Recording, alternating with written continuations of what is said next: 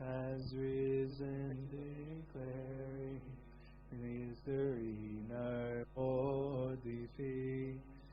Jesus has risen, declaring victory no more defeat.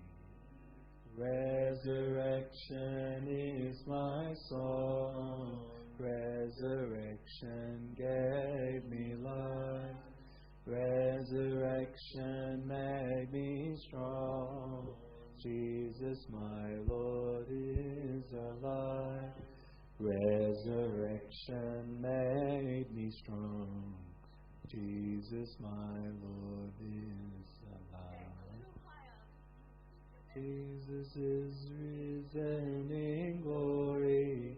Heaven and earth sang and praised, and the angel told the story. He is risen as he said, and the angel told the story. He is risen as he said. Resurrection is my song. Resurrection gave me life. Resurrection made me strong. Jesus, my Lord, is alive. Resurrection made me strong. Jesus, my Lord, is alive. Mary Magdalene was looking in the garden for her Lord, while Jesus himself was telling her to go and spread the word. Well, Jesus himself was telling her to go and spread the word. Resurrection is my song. Resurrection gave me life. Resurrection made me strong. Jesus, my Lord, is alive. Resurrection made me strong. Jesus, my Lord, is alive.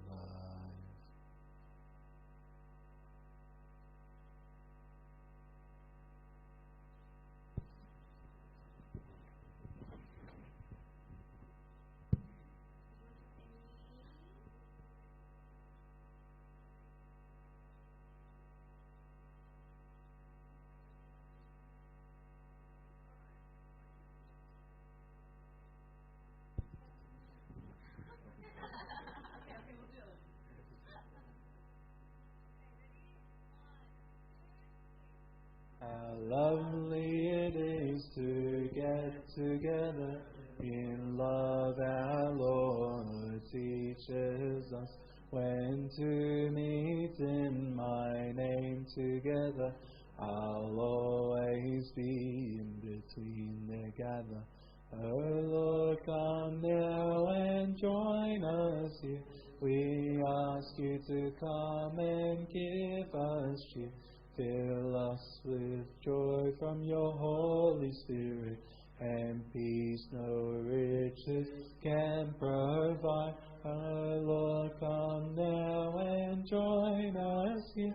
We ask you to come and give us cheer. Fill us with joy from your Holy Spirit, and peace no riches can provide. The Lord is here, always with us. How lovely He is, how content we are. We talk to Him, and He always listens. He'll always be with us, in us. Oh Lord, come now and join us here. We ask you to come and give us cheer. Fill us with joy from your Holy Spirit, and peace no riches can provide. Oh Lord, come now and join us here.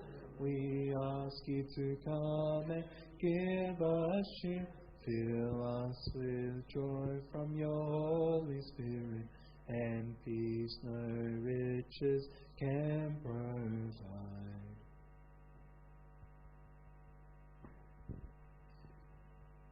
Wonderful job, everyone. And now I pass on to our leader, Kieran Azim. Alrighty, so we're back by popular demand. I'd love it if today's panel would join me.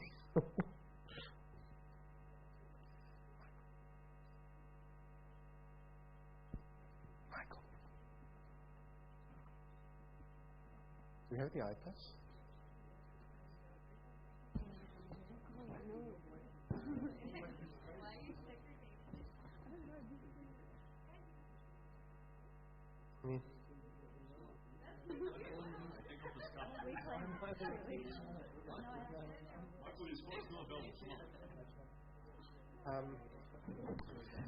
Alrighty.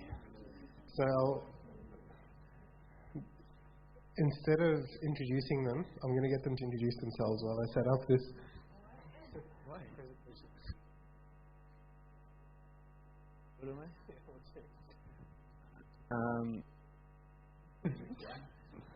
I am a recent corporate worker of 2.5 years.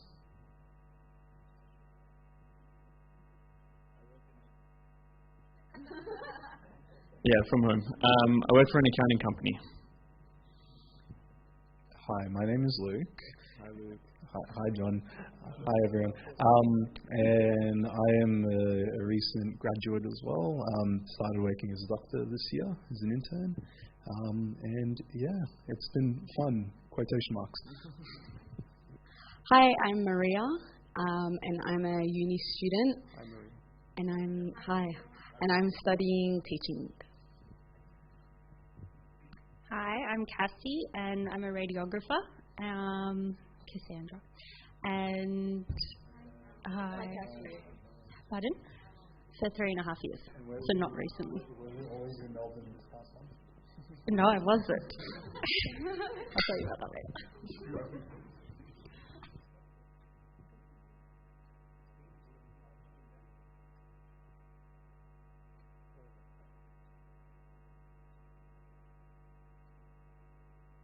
Michael, I've been working since 2000. So I'm too old. That's it.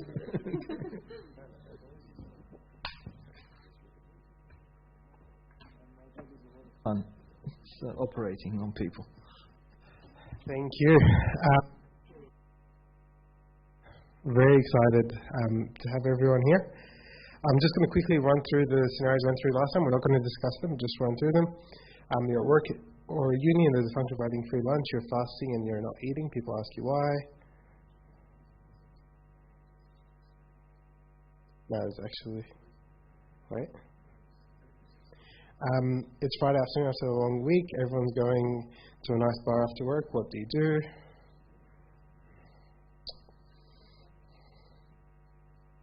And your office participates in a weekly sports betting competition. Do you get involved? Or a lot of competition? By the way, if you guys are wondering what we spoke about, the recording's online, so you can watch it anytime you like. Scenario 4, your friend, a colleague. What do you do? What do you do?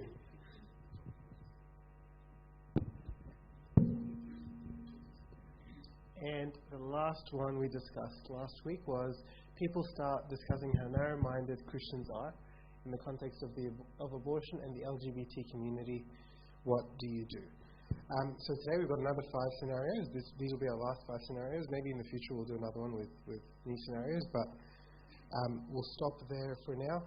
Again, this is all driven by you guys, so if you feel like your scenario is not really that relevant and you're getting a bit bored, let me know and we'll move on. If you're enjoying a scenario, you're more than welcome to let me know and we can stay and keep discussing it more. Alrighty, scenario 6. So this is the first new one for today. So someone at work or uni sees your cross and asks you why you wear it. What do you say? We'll start off with Cassie.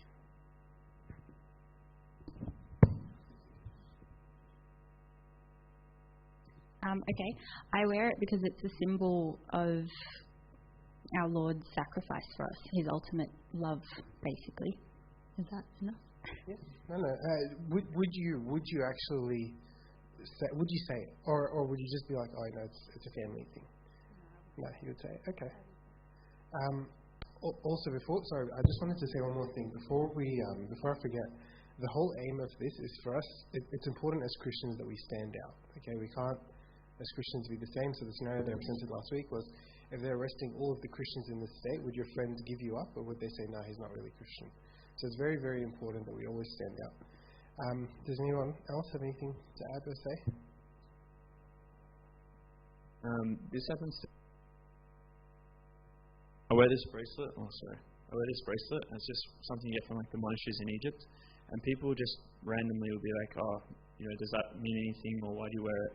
And I think it's just a good conversation starter. So, I'm actually Coptic Orthodox, I'm Christian, and, I don't know, I wear it because I like showing off my faith, or something like that. And then it's like, oh, cool, and then maybe it goes deeper, maybe it doesn't. But it's just like a good conversation starter, and if it leads to something, it does. If it doesn't, it doesn't. But yeah, it's even just when I was in South America recently, so many people came up to me and just asked me about it. Sorry, Renal? No, that's great. I really liked where the end. Does anybody have anything to add? No? Cool. All right. Follow-up question. People speak badly about Christianity in your work or uni team. Do you still feel comfortable wearing the cross? Yeah, I think it really goes along with what Christ is saying about persecution. We're expected to be persecuted. We're not expected to be the most popular group. All right. Shall we move on? Verena? All right. We're speeding through this. We're going to finish in 10 minutes if we don't discuss.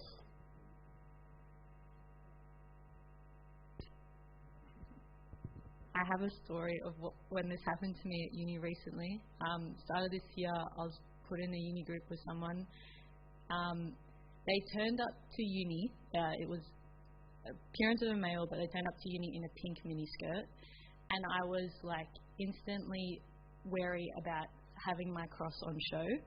And then a couple of weeks into our classes, I heard that they transferred out of placement at St. Vincent's, because they have crosses on all the walls in the rooms. So I got even more worried about having my cross on show, because they went through a really lengthy process of getting out of a hospital that shows crosses. So I then found out that they got abused in the church, I don't know which church, growing up. But I still felt wrong. Every day when I'd go to uni, I'd wear something that would cover my cross so I wouldn't have to show it. And then so I went to Abuna and I was like, I don't know what to do. It feels very wrong to hide my cross, but at the same time, I don't want to put it in someone's face who has a bad, is actively trying to avoid it for traumatic reasons. And the answer that I got was if someone has gone through trauma of some kind and it's it isn't nice for them to see a cross, then it's obviously not nice for you to throw something in their face that's going to bring up bad memories. But if you're ever worried about not showing your cross because you're embarrassed or afraid to say that you're Christian, then it's for that exact reason that you should wear your cross with pride, and that's when you should show it. Even because of that feeling, you should show your cross. But if it's to spare someone else's feelings, then it's fine to hide it in a way.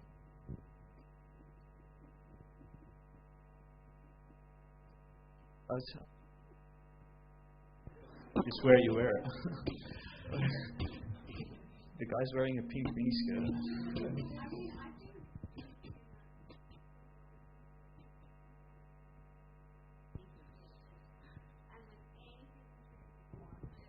Are we expected to hide everything? Okay, yeah, I understand. Yeah, I think, but I don't know. I wouldn't call it a universal rule. I think the cross, it's a beautiful symbol, and it is a way to stand out. But I would argue, more importantly, our actions should also help us to stand out. If it's not backing up what you're advertising, then there's no point advertising it. There's no point in having that cross. Not to say that we're supposed to be perfect Christians, there's no such thing. But at least if you're trying, and if that comes out in your efforts and in how you conduct yourself, that's going to be far more impactful on that person that's experienced trauma, because Christ went to the people who experienced trauma, experienced whatever problems, and so that's how we should be in terms of our conduct, being respectful and compassionate in that regard. And if it means not having the cross and not showing it, then it might mean that for that particular scenario. But as long as your actions back it up. So I'm just going to reverse it. Would they not wear the pride flag if it upsets you? Definitely not. I'm not saying then you should treat them the way that they want to treat you, but it's a very unusual situation, like you said. And the only thing that does not like the cross, we know what that is, or really runs away from the cross. So I would get out of that group if I could, because I'd want to wear my cross, or I'd want to show that I'm a Christian. I wouldn't want to hide that I'm a Christian. So do they know you're a Christian, regardless whether you wear a cross or not? It's never come up in the conversation, but you see that's the thing. So, and if it did come up in the conversation, would that offend them, or would they want to run away? Yeah. So, I mean, if that group was compulsory, I would say I would actually make a point and say, well, I'm a Christian and I look and act like a Christian, and if I don't act like a Christian, if I don't stand out as a Christian, I'm not being a Christian, and if they're not comfortable with me being a Christian in that group, then I'm not going to be in that group. Actually make a point, but I don't know. It is difficult. It's not I don't know to what extent that group is important to you, but it just sounds like we're just trying to be too sensitive for people, and we're using the excuse of we're accommodating, we're Christians, we love everyone, and not really putting Christ first. Sorry, but I think that's I know it's important not to offend people and to show them love, but if someone's running away from the cross and they're using the excuse that they got abused in church, I'd actually think that I'd want to change their opinion about Christians. It's hard. I'm thinking as I'm not actually I'm thinking aloud. I'm trying to but it just doesn't sit right with me to hide the cross, to be honest. Sorry. Definitely agree, because it seems like a point of a trauma or a trigger or whatever for this person. Treatment for someone that has anxiety from a trigger, like a phobia or something like that, is not to avoid it, but actually expose it. Exposure therapy is a very real thing, and that person can't go the rest of their life avoiding the cross. That's great. I really like both viewpoints. So you said that people talk badly of Christianity in your work. Does that actually happen today? Do people actually talk badly about Christianity in the workplace? Yeah? At uni, they definitely do. I've experienced. But not knowing that I'm a Christian, they'll just make comments Christians would do this, or Jesus, blah blah blah. Okay. I'm just asking because I know in today's world of political correctness, if in the workplace that was to happen, you could take them to the cleaners. So I'm just wondering, does it happen or does it not? That doesn't even for people's definition of political correctness, that wouldn't even fall within it, because there's such a I don't know. I feel like it's to be if you're speaking about non-Christian things, it's wrong. If they're speaking about Christian things, it's their opinion. It's very subjective. It's not very subjective. It's because the world is run by the devil. It's proof of Christianity. The devil will not make fun of anything else. Anything else that is made fun of it cannot go, because it's politically correct. The only thing he would allow to make fun of is Christianity.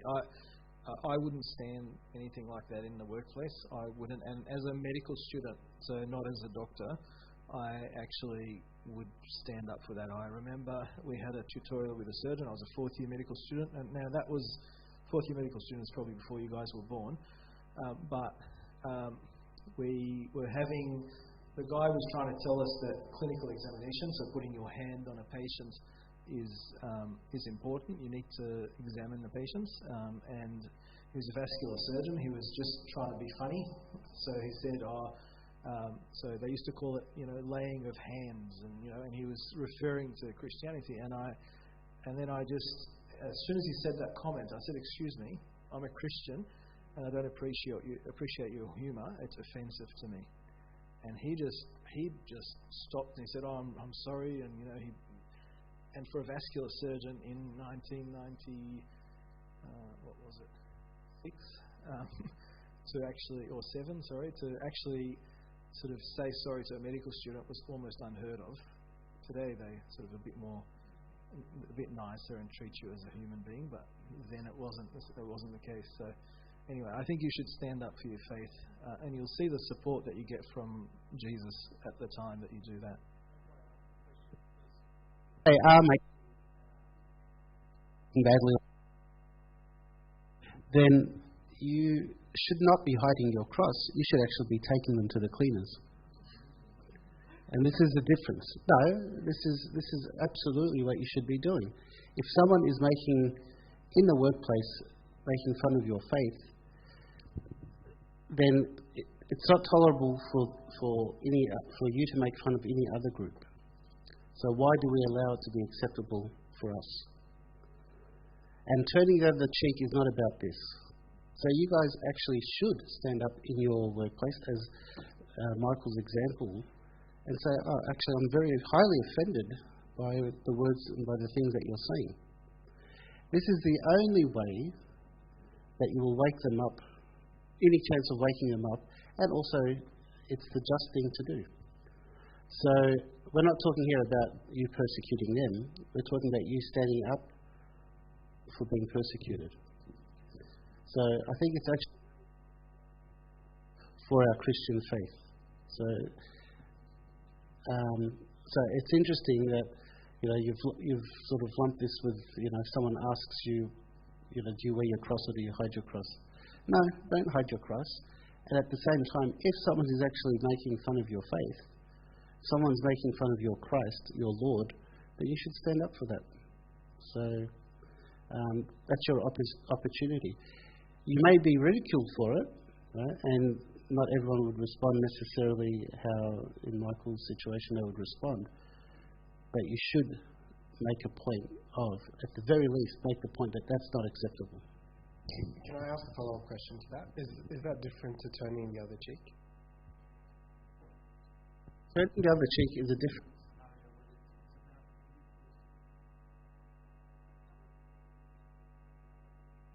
Personally, individually, Kiro, your ears are too big, right? Then the prerogative is on you to show them mercy and to show them love and to turn the other cheek, right? But when it comes to somebody mocking your faith, that's not about you. So that's about standing up for the truth. So, but we make the distinction. Thank you, Lord. Alrighty. We'll move on to scenario. Sorry, can I just say one piece of advice? If you think that you don't know your faith enough to be able to defend your faith, that is not. That's not what the Bible actually says. You will be given what to say in that moment. It's not to go and pick a fight and pick an argument that you don't know how to, don't go and tell someone, hey, you don't believe that Christ rose from the dead, and just start an argument. That's not what I'm saying. I'm saying if in that situation you are standing up for your faith because something was said about Christ, do not be afraid. At that moment you will feel power that is out of this world, and you will be saying things you don't know how you've said it, and you don't know where you got that courage from. You just have to make that first move. And trust that God actually will speak on your behalf. And you know what? If you get persecuted more, then blessed are you. What do we fear? We don't fear. The maximum they can do is kill us. Welcome, we go to heaven. Thank you. I do also have one thing to add as well. Sorry. I'm loving the discussion. So, I do have like examples where our student and consultant that was essentially after a reward round, we went out for coffee like everyone normally does, and they love you too, Matthew. And they essentially just started talking about something from their life. I think because we had a patient that was Christian and was expressing their belief, and then they were just saying like, oh, because of this one incident, I couldn't believe in a God. I was a fourth year med student on my first rotation, so I was a bit nervous to say anything, so I didn't. But there's still times where I think about them and think like maybe I should have said something, but maybe not that scenario. The other scenario definitely. I was with my registrar by myself, and once again there was a Christian patient that was talking about prayer, and then he made a comment after the ward round like, yeah, prayer to who? To a non-existent God. See how far that goes. I really wish like I said something, because honestly, like I was just sitting there just like boiling.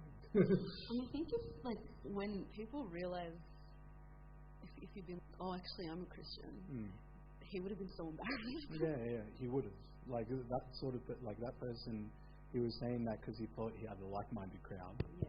But like it was just me and him. If I told him otherwise, I think he would have realized and would have gained some perspective from that at the very least. I'd say to that, Luke, as well, always use discernment and wisdom in your responses as well. So in that scenario, it's probably not, it wouldn't have been wise to be antagonistic to him, but it would have been an opportune moment for you to say, actually, I believe in the power of prayer. And it could open a discussion. Yeah, that's why nowadays, like if someone's asking me if I'm like in terms of we have like a meeting, like a team meeting or whatever, and they ask like they have food on the table, I'm fasting, I'll say to them, oh no, sorry, I am fasting. And that has opened discussions and has led to them actually asking questions about the faith and about like, well, why do you fast and all that, and they've been respectful and it's been a lot more conducive. I think I feel like most people are afraid to say anything because they're afraid that people will be attacking and mean. But I feel like most of the time people are conflict avoidant and they're usually just respectful about it. Even if they don't think in their minds that it's cool or anything like that, they won't say, most of the time they won't say anything. At least I think as well, if someone respects you, the fact that you're very convicted about your faith will get them to question their own beliefs. So don't underestimate the power that God has given each of us to really spread the faith. Can I just add to that? People respect those who are courageous as well. They'll actually respect you for standing up for your beliefs, rather than cowering or trying to just let things pass. So people respect that. So.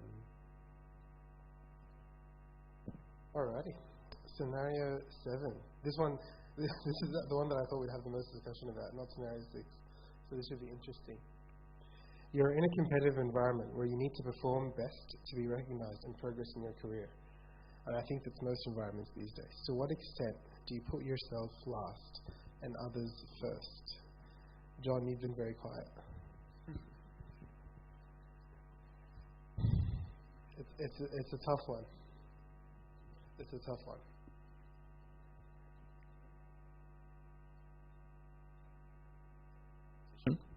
So, like, depends on your field. From my experience, I'm not competing against the other graduates that I started with or my fellow employees. It's just kind of like, it might be different from like job to job, but my job's like everyone's got a kind of different role and everyone's got different clients.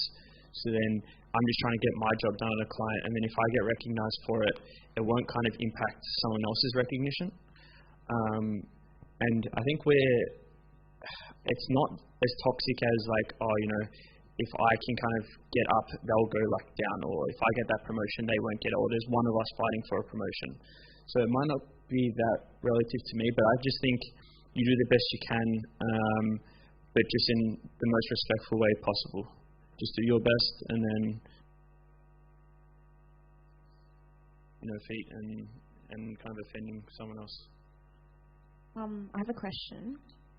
But what do you do, for example, there's one promotion, it's you and your really good friend. Are you going to go for it as well, even though you might know that they might not get it and you might? I think it would be wrong if I didn't go for it. But like, you both go for it, but you're happy for the other person if they get it. Like, you're not, talking badly about them if you get it, or you hinder their preparation so that you've got a better opportunity of getting it so that they don't. Just again, being respectful about the manner that you kind of conduct yourself, so that you put your best foot forward, but you don't hurt someone else's opportunity as well. What if they're not your friend? Do you act differently? What if it's between you and someone that you don't necessarily get along with or like? Would that be different? Sure. So I agree. I think it's about integrity. Like, it's about treating others as you yourself would like to be treated. Does anybody have other scenarios? I'm happy for anyone to share from the crowd. Yeah, absolutely. I had a friend recently who went for an interview. This question brought up this scenario, but she went for an interview and she almost didn't go for it because her friend convinced her that if she goes for it another time, she's going to look silly.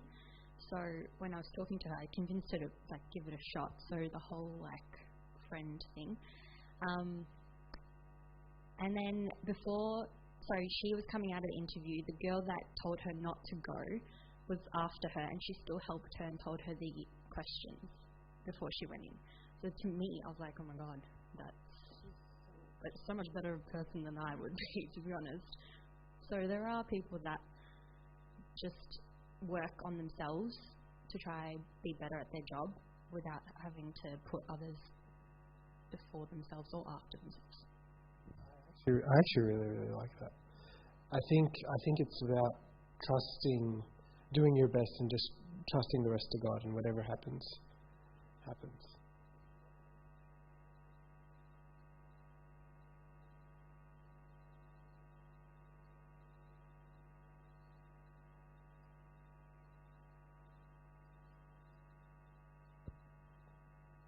Always best. So you still can compete, but regardless what's the outcome, you should be happy with it, whether it's for you or against you, and the way you deal with the other person as well, whether you came out of it happy or you came out of it sad, it can go a long way. So I agree. I think so. My philosophy as a Year 12 student was I was never competing with anyone else. I was competing with myself, getting 100%. And if we all aim for 100% and we all got 100%, that's great. And if I could help others get 100% at the same time, I would help. So I'd never sort of hide notes and do all that.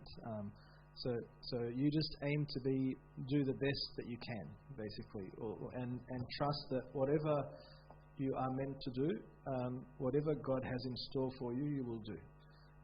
It doesn't mean that you slack off because other people are going to get better opportunities, etc. It means you go for things, you do your best, you don't put people down. If you're meant to get that job, you will get it. If you're meant to get on that training program, you will get on that training program, if that's His will. And you have to trust that. It's all about knowing or giving your life to Him and saying, I want to do what you want me to do, and I'm going to do my best in whatever opportunity you give me, and I'm not going to slack off. I know, I used to say, I'll do my best, God does the rest. So He actually does all of it. I look like I'm doing something, but I tell Him I'm going to do my best and trust that He will give you whatever is in store for you, whatever you're going to be best at, whatever you're going to be best at as a Christian and speak to people about Him. It's not going to be, you don't have to get the best, the highest paying job and live in the best house, and that's not God's aim for us. God's aim for us is and it's not just to make it to heaven. It's to make it to heaven with as many people as possible of being saved because of us. It's to live heaven on earth, to experience God while we're here. And so our lives are different and are going to be shaped different to experience this. So we just do whatever our best is, Don't compete with people in a negative way. Healthy competition, like Kareem said, that gets you all further is very good, and it also speaks miles about what you are as a Christian, that you are there to help others. I think as well it's about, I think as well it's about remembering that our goal in life isn't to get the best job or to get that promotion. Our goal in life is way beyond that. It's about living with God and reaching heaven. For some people, their goal in life is to be the best, to get that promotion. And so they'll step over whoever they need to step over to get there. But as Christians, that isn't our goal in life. So it's not, I want to get this by any means. It's, I'm going to do my best. If I get it, great. If I don't get it, it doesn't matter, because my life isn't just about what happens on earth. Monica? This is just like a bit niche, so it might not apply to everyone, but how do you feel in a situation where you think that the person in front of you has the same opportunity as you and has the same like resources and stuff, but they're not putting in any effort because they're relying on you to like give them like shortcuts? Like I had someone in my class at uni who, would turn up to class, spend the whole class playing games, whereas everyone else would be taking notes. And then at the end of it, he would just go around and be like, oh, can you do me a favor? Can you send me the notes? And it's just like, well, like you were here, like you could have paid attention, could have taken your own notes. I don't think it's fair that, I do all the hard work and then you kind of just try and take the shortcut. I think there's two aspects to that. I think there's I don't think you can go wrong. I think the Christian thing to do is to send the notes and be very kind. But I think also the Christian thing to do is for their own benefit to push them to do their own things and not send it. So it's all about your intention. Like at the end of the day, like I knew that if I didn't send them, he would just go around and ask someone else, and like someone else would cave in and send it to them. So like, yeah, he was going to get them eventually, but I didn't want to be the one that was like helping him reach that shortcut. And like as you said, like it's like just if no one gives it to you, then next time you come to class, you'll realize, oh, I should probably take my own notes because no one will give it to me.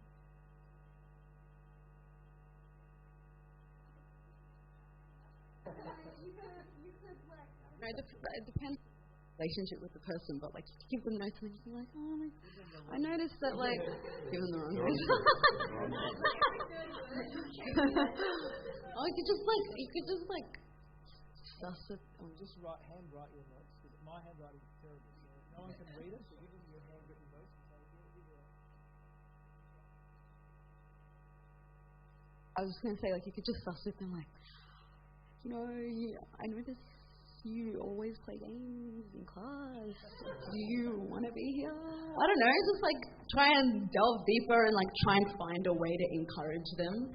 But I feel like not giving them, being like, no, you didn't take notes, so I'm going to give you mine, it's just going to like make them, like you said, just go to someone else.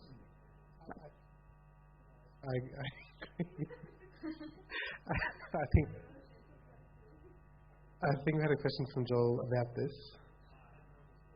Yeah.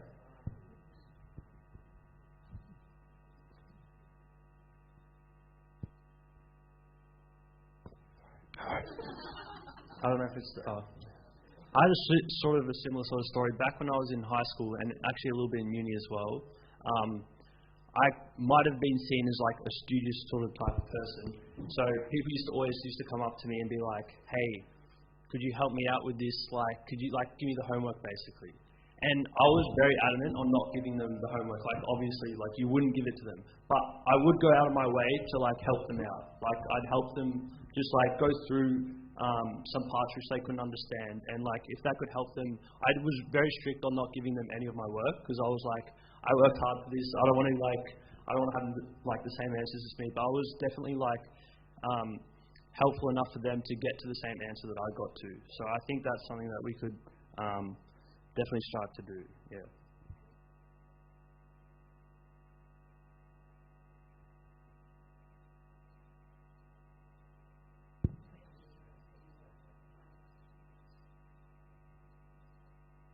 You could also give it to them one time. Like somebody brings it up, you give it to them the first time, but you bring that discussion up and you say, like, I'll help you out this time, but like next time, if you need help with something else, like we'll let me know, we'll talk through it together, but make it clear that you won't do it again. That's another way to kind of compromise between the not give them or give them. Also, why don't you just if that happened to me, I'd be like, oh, what happened? Why don't you have your own notes? And if they admit to me that they were playing games during class, or if they make up a different reason, I'd give it to them that time, and then they ask me again, I'll be like, oh, what happened this time? You know what I mean? If they if they make them think about it without directly pressing them and saying, directly pressing them and being like, no, I'm not going to give you my notes. Make them actually think about what they're doing, because it's not an okay thing to do. Don't worry, she takes my notes. I do take his notes. Yeah, I was just going to say, I don't think it's that deep. To be honest, I don't think it's that deep, but for other people, Maria did for academic integrity, so don't listen to her. I did. Actually, it is that deep.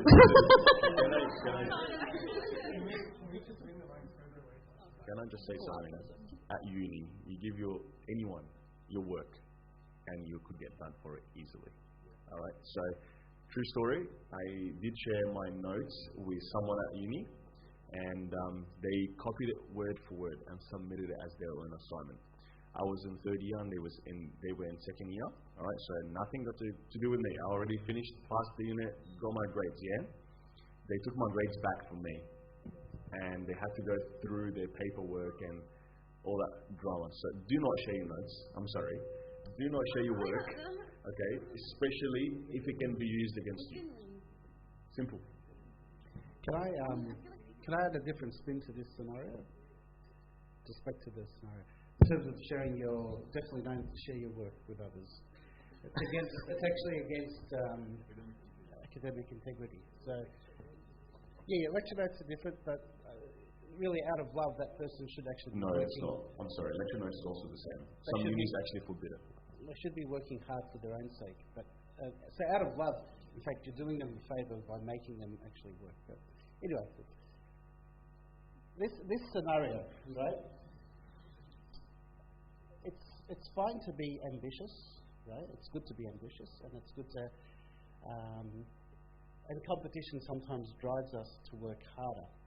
But I'm going to take this from a Christian perspective. So, as a Christian, why do we work? Because it's God's commandment to us. By the sweat of your brow, you shall till the ground. We have to work, right? And how do we work as Christians? And who are we working for?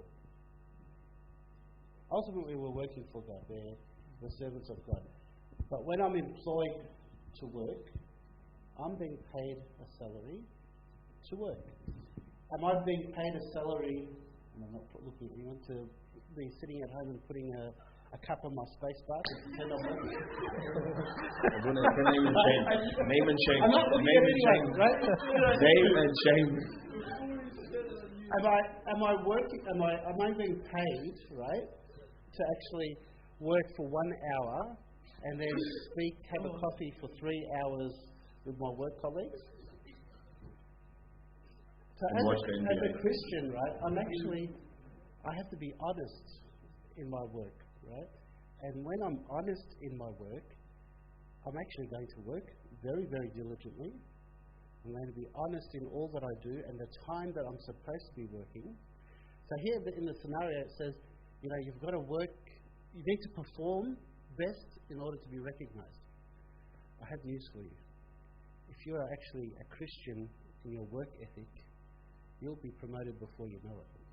You don't need to worry about competition, because if you work ethically, with integrity, with honesty, diligently, to the best of your ability, because that's what you're being paid to do, before you know it, right, you'll be actually ruling the country. Who in the scriptures did that? He went from being a slave to being in charge of the whole of Egypt. Why? Because of his righteousness, his integrity, his work ethic. So by being a Christian, just by being virtue of being a Christian, right, if we're honest in our approach to life in general, you don't need to worry about the competition. Because let me tell you, the competition, their work ethic is just like they'll get away with whatever they can get away with. And, they'll try to they'll try to not look at anyone. And that's human nature. We're very lazy. We're just trying to take shortcuts. Example, someone can't even be bothered taking notes and they're playing games instead. As an example, right? What employer is going to promote somebody like that? Right? I know there are things. I know, of course. We understand the politics that go on in corporate world and all the rest of it. But let me tell you, eventually, right? All you have to do is be virtuous in your work, and God will reward you for that. God will reward you for that. Nobody else. So keep that in mind. We're there actually. I could tell you, I don't like talking about myself, so I won't. But I can tell you lots of personal experiences where just by being ethical in your approach, doors open. So keep that in mind. So look at it in that way. Thank you, Warner. I think that's very applicable advice for all of us. Let's go on to scenario 8. So 8, 9, and 10, I don't think there's going to be, actually maybe 8, but I think 9 and 10 are really easy. Yes, 8. All right. Alrighty. Once it pops up.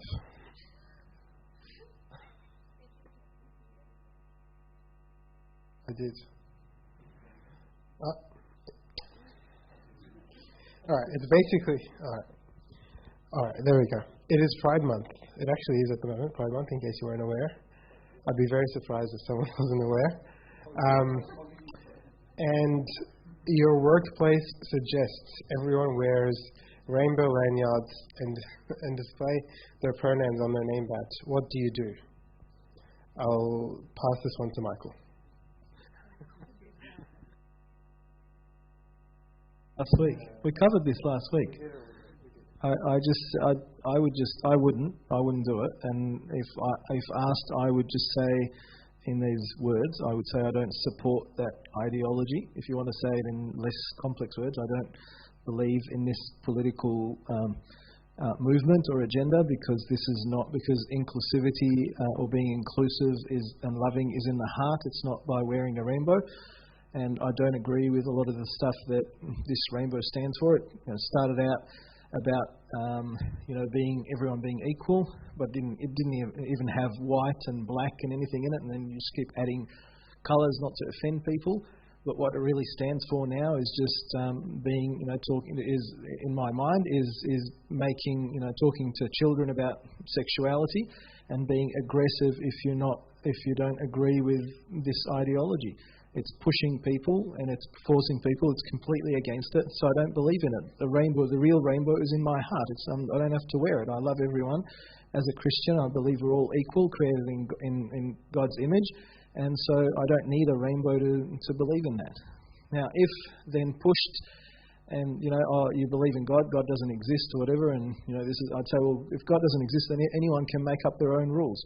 It's survival of the fittest if it's evolution. So there's no such thing as what makes equality and inclusion a good thing. Who says that is you can make the rule as, and again, I'd say, last week, I think I said, I'll choose to identify as a non-taxpayer. That makes me feel good about myself, and that's how I identify. Is that acceptable? Where's the limit? Who draws the line? So anyway, I'm, as I said, maybe I'm in a position at work that, I can kind of say this and I can stand up for myself because I'm, a bit ahead of you guys in terms of where I am with work, being, older. But I think I would have done it at any stage, and I think that's what I would do. And I think we all should be ready for this. And you know what? If I lose my job tomorrow because of this, then, God wills that, and I'm happy. It's fine. I don't need to, I don't need to do something that is against my belief just to please others. We talked about pronouns and things like that last week, so I don't think we'll go into that now. I think it's also very similar to scenario 6, just in kind of inverse things. Like, you shouldn't be forced to hide away your faith in terms of like putting away your cross. You shouldn't be forced to take on an ideology if you don't believe in it, even for the sake of inclusivity. You're just being dishonest to yourself and to everyone around you, and that's more harmful in the long term. I think that the things that they condemn Christians for, like Bible bashing and like shoving it down your throat, they do that to people who don't believe in what they believe in. It's very hypocritical, very ironic, and I don't think they realize that that's what they're doing. Said the majority of people think the same. They're just too scared to say it because they don't want to. They can't face the aggression from the other side. It's a minority that will attack what I've just said. We had an email sent to us last year through Breastscreen. I work through Breastscreen. We had an email sent to us that some girl from the States who calls herself a they or whatever came to Breastscreen and was very proud of our inclusivity and all that. And then they sort of put pictures, photos of her standing with sort of these signs that they stuck on the toilets, that trans and whatever is all accepted here, and it was sent out as a group email to everyone at Breastscreen, and it really made me just boil. And I replied all to everyone, and I said, it's great to see that we're recognised for our inclusion, but who is this and what's her role to come and assess us? Who said we weren't to start off with? And when we talk about trans, etc., we have, as a Breastscreen, we have to be very careful in a number of things. Firstly, is it economically viable to screen men who identify as women, and is their risk of breast cancer the same? And if a woman decides she's a man, or if for the other side, are we going to stop sending them letters to remind them about breast cancer because they're now not really a woman? These are real issues that we have to tread on very carefully. And so we have to be careful about how we do this, and that's it. And I sent it to everyone. I was going to send it to the person who sent it only, but I said, no, you know what? Reply all. Let's see. And I got messages to my email personally going, well spoken, well done, whatever, thank you, and not a single email about you're not being inclusive or whatever.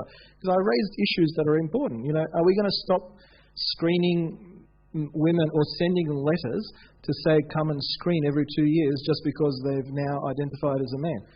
Is their risk of breast cancer going to change? Have we done the studies to do that? Is a man taking hormones does have increased risk of breast cancer. Men already have a risk of breast cancer regardless, but it's 1 in 100 compared to women. So it's not economically viable to screen them. Okay. So, and breast screen is about economic viability. So once you turn 74, your risk of breast cancer increases, but you're more likely to die from something else. So the government does not send you letters to remind you because economically it doesn't work for the government. Saving doing the screening is not, you're likely to die of something else. So that's why I've put those points to them. And really all I was saying was like, who's this? Like, why are we suddenly now being good, now we're good people now just because, and before we weren't accepting everyone. I think we need to speak up like this, not necessarily, in the same way, but I think we need to have the right ideas, and you'll see that a lot of people really want to talk like this, but they're just being held back, thinking it's illegal.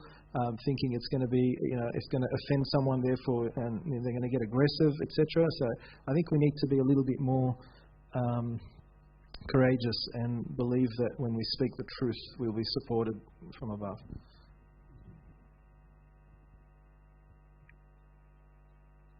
I can add much to that. But I really agree with what you said, Michael, especially about the fact that most people actually agree with the Christian belief. They're just too scared to get cancelled. It's the reality of the situation. So don't be afraid to speak up in a respectful way. Alrighty, scenario 9. Does anybody have anything else to add? I should have memorized these scenarios. Alright, scenario 9. there is a conflict in yourself and another member in your small team. How do you go about resolving it while showing God's love? Cassie, you've been a bit quiet.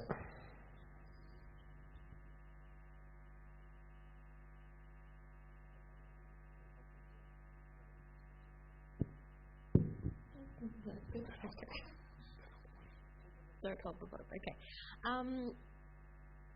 Look, generally, I hate conflict. I won't lie. Like, I avoid it like the plague.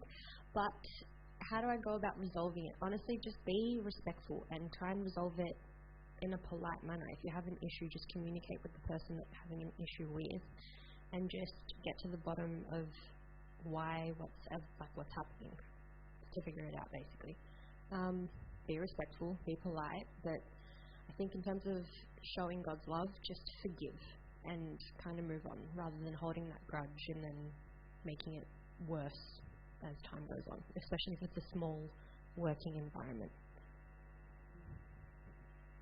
Yeah, that's my answer. Does anybody have anything to add? I agree. Matthew.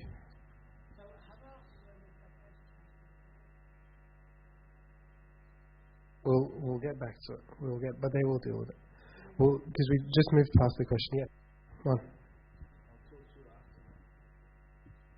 Say, I don't know if this is a cop out, but you can always make it about yourself. Like, say, like, oh, like, I'm not really good when, you do, like, I'm not really good when, we go really fast, or, like, when we don't, make notes every 5 minutes. Like, can we try and, like, to try and kind of make it about, like, oh, like, I struggle in work when this happens around me. You're not the problem. I'm the problem. I don't know. I feel like it's avoiding it, but I guess it's better than not doing anything. It is really difficult. Yeah. But if there's someone who can be reasoned with, I don't see any reason to. I don't know. There's nothing wrong with just being assertive and just saying what you think. I mean, not saying what you think, but just like being honest. There's nothing wrong with being honest in a very nice way. You don't have to. Yeah. I think as like a last minute resort, if all else fails, you can just be like, hey, I'm really stupid, so can you just do this like this?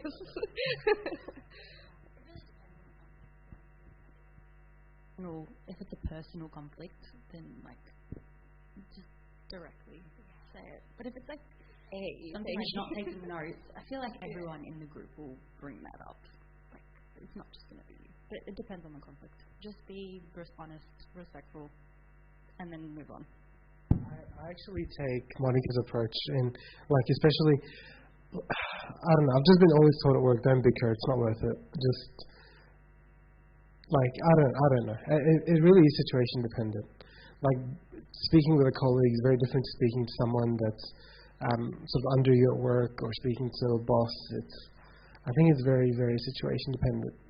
Well, I think there's like a difference between, like, just to use your example with the notes, like a difference between saying like, oh sorry, like I really struggle if we don't take notes, versus saying, oh, we should take some notes so that we don't forget it, and it's good for this reason and that reason.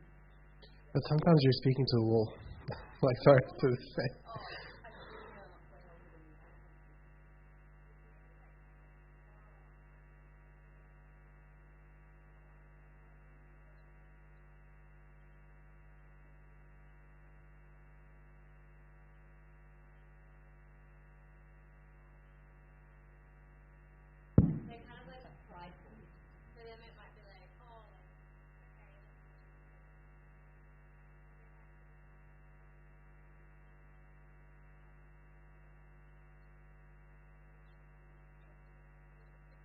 Not manipulating them. We're good for it. I'm good. Okay. I think we've got a question from or something Just to a comment. This is actually something very important to get good at, particularly in the workplace, because if we are too agreeable in the workplace, it's not going to work out. Like, I think that it's really important to learn how to articulate yourself in a kind way, but be direct at the same time. And that's what assertive communication is. It's not aggressive, it's not passive aggressive, it's not avoidant, but it's assertive. And being assertive is about being direct, but being kind at the same time. So we're not attacking. And this is something everybody can practice. It's not something that a lot of people are comfortable doing, nor does it come naturally for a lot of people, but it's 110% something, it's a skill that can be developed. And the earlier we practice it with friends, with family, with colleagues, the better it will bode for us when we, start working. I was going to say something really, really similar to you. It takes a lot of work, and it takes practice and experience to be able to resolve things or say your point of view without, there's no need for a conflict. And I also think you should always avoid getting into, even if you're not the one who's being, if you feel like the other person's being aggressive and it's in a group environment, always take it out of that group environment. Always be like, hey, I'll call you after to talk about it. Always try and take it away from a group environment. It'll make things a lot easier to discuss in that way. And just stay calm, stay kind, and hopefully that resolves it without the need for conflict. What I found was helpful as well is seeking advice from someone outside the picture. Okay, so just having a second opinion won't harm. They might have a different view or different way of dealing with it, and it might help. And I'll just say this is a very common question in interviews.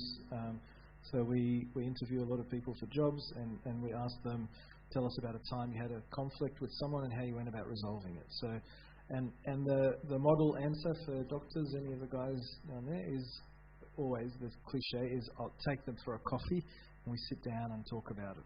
That's the usual sort of answer. However, the question here, and all of you should be used to reading the question, answering it properly, is about resolving it whilst showing God's love. So what we need to do, yes, we take them for a coffee, but the difference they need to see in your conflict resolution is your love that is not the same as anyone else, is your level of forgiveness that is not like anyone else, is your level of care that actually cares for that person and their feelings, that is not out of trying to get anything out of them, but because you love them in the way Jesus loves.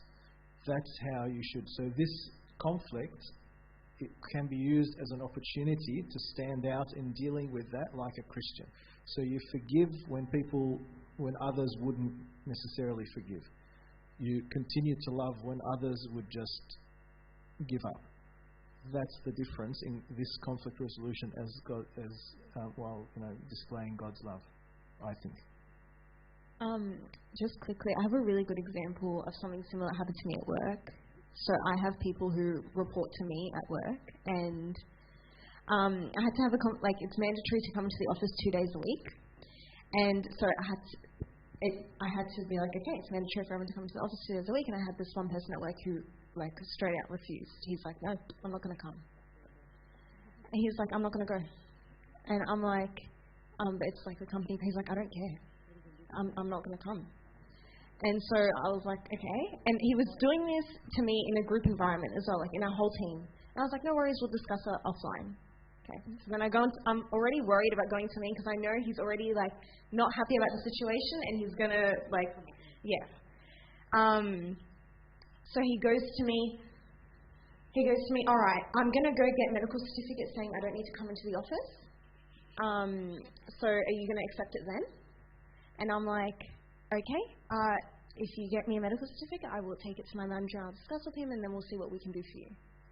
And then he goes to me, whoa, I wasn't expecting that. He's like, the manager before you, when I told her I'd get a medical certificate, she's like, that's not acceptable, you have to come in anyway. She was very aggressive with me. And he's like, I just wasn't expecting that reaction from you. And I didn't even know how to respond to that. I just stayed quiet. And he's like, okay, all right, I'll go to the doctor and I'll see. And he was much calmer and just more agreeable, and he's happy, and I was like, okay. And we had a conversation about his wedding planning after that. He was planning a wedding and everything, it changed. after that. So yeah, it was just an example of. Did he end up coming to the office? No, he actually got a medical certificate to say he doesn't need to come in. Did the manager fire him? Those doctors that keep famous. Did he go to the same doctor as John? I don't suppose he's not going like that. I think there's a lot of I think there's a lot of really, really good advice, whether it's speaking outside of a group or seeking a third party's opinion. But I think that the main advice that I want to, you're the worst, that I want to get out of this is you have to show them God's love because Mina's trying to make me laugh. Mina's trying to make me laugh. Every opportunity that you get, whether it's conflict, whether it's a conversation or a disagreement, is an opportunity for us to show God's love and to spread the faith. So that's something to keep in mind. Alrighty, our last scenario. I can't remember this one. Actually, no, I do remember this one. This might not be applicable to everyone, but I still think it's good to discuss. And there are many variations of this scenario that I will bring up. You are told that a client is wealthy and you're asked to charge, or you decide, you shouldn't, but you decide to charge more than what you usually do for a particular service to take advantage of it. What do you do? There's a variation of this scenario, and I'm sure if we speak more, we can bring out more variations of it, such as a boss giving a company card and us just going crazy with it more than what we were asked to purchase. No, I'm honestly not.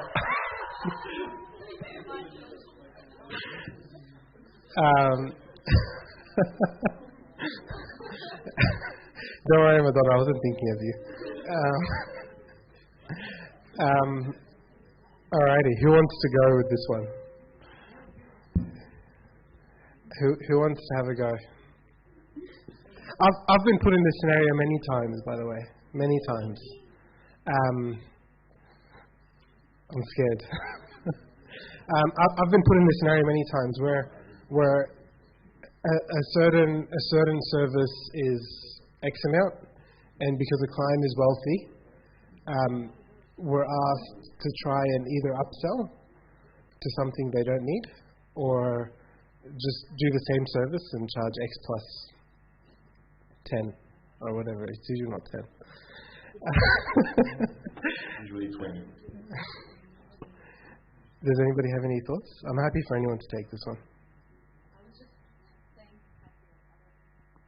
Or anything, but I was just saying I would find it so hard to say no to, like, if it was my boss saying, oh, go charge this person extra, I would find it so hard to be like, oh, I don't feel comfortable doing that.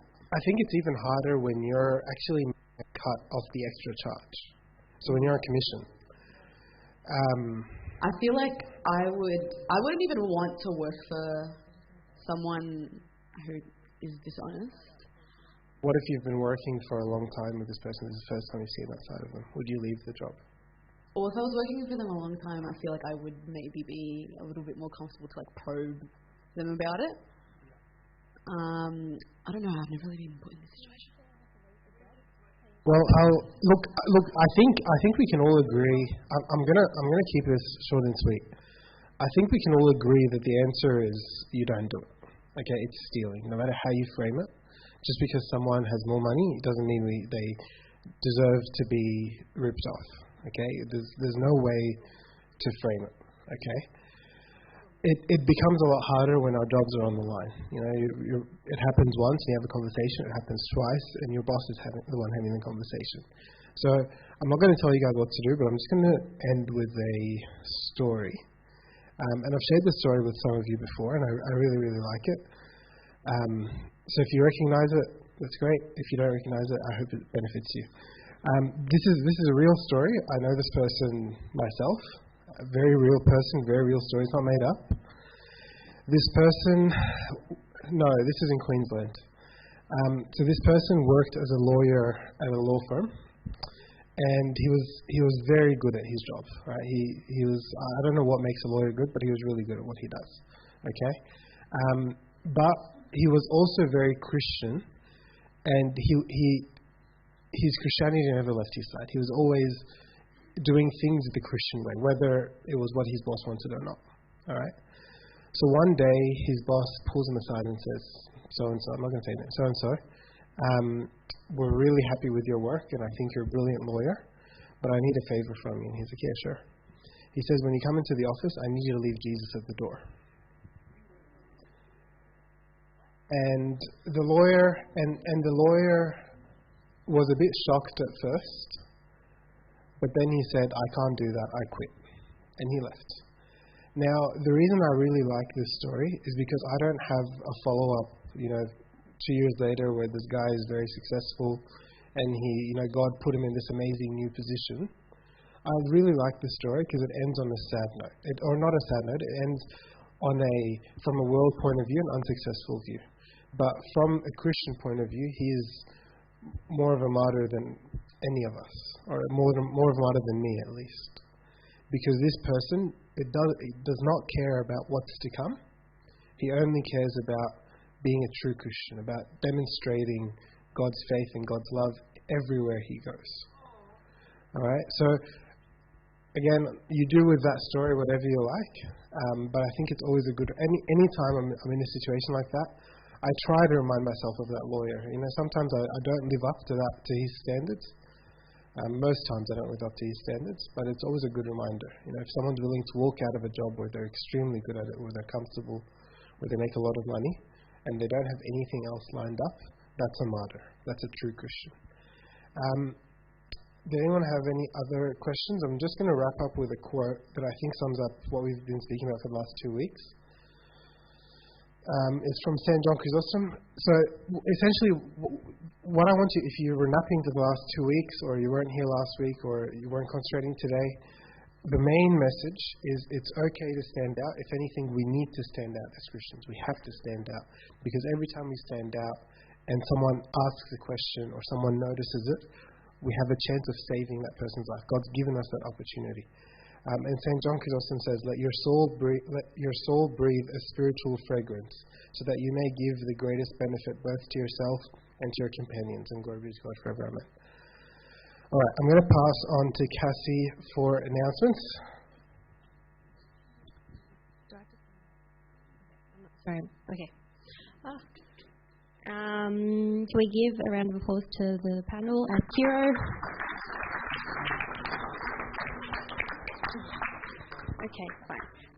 Okay, so next week we have Tony Tuckler talking about achieving success, the successful human. Successful human. And then we have a sausage sizzle on July the 2nd. It'll be at Doncaster Bunnings from 9 to 4. If you're willing to help out, please speak to Maddie. She's here. She's not here. But you can't eat. But don't eat. Talk about fasting. So speak to Maddie if you want to help out with that. So that's on July 2nd, 9 to 4. Make sure you sign up for camp. So please, with the deadline for early bird is... It's Sunday. So hands up if you like throwing $30 in the bin. Then why haven't you signed up to camp? It's literally $100 till Sunday, and then after Sunday it's $130. I'll send. Hero might charge you more depending on your income. Yeah.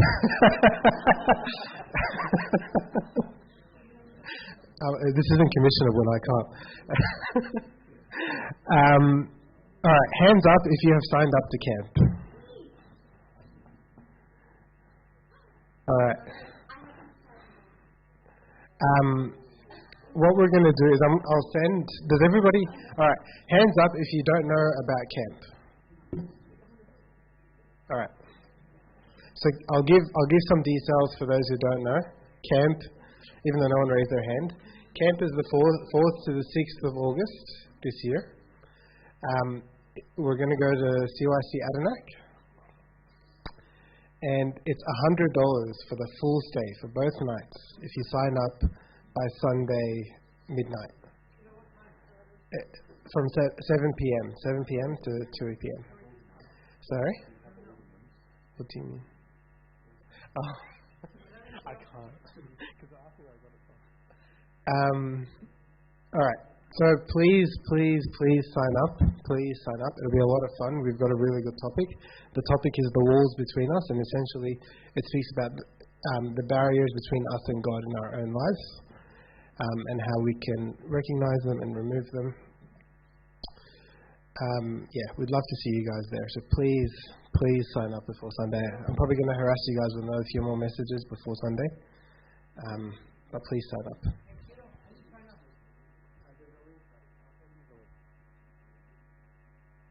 Just a couple more, sorry. Merch is back, so we're taking orders today, so please see Mina to place an order. Thursday liturgies are also back, 5 to 7 a.m., and then you go for coffee/breakfast. Next week we have Pillar Rubies. Next Pillar Rubies is on the 4th of July with me. We're speaking about loneliness. And that's it, I think. Can we stand up for prayer, please?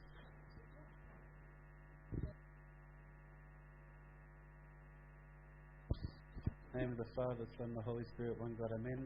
We thank you, Lord, for bringing us safely to this hour and for giving us this blessing and this opportunity to spend this time together. We ask you, Lord, that you fill us with your Spirit so that we are faithful Christians and that we're full of courage and full of faith and full of love so that we can reflect your light to the world. We ask you, Lord, that you hear our prayers through the prayers of St. Mary, St. Bishop and St. Shenouda as we pray thankfully, saying, Our Father, who art in heaven, hallowed be thy name. Thy will be done on earth as it is in heaven. Give us this day our daily bread, and forgive us our trespasses, as we forgive those who trespass against us.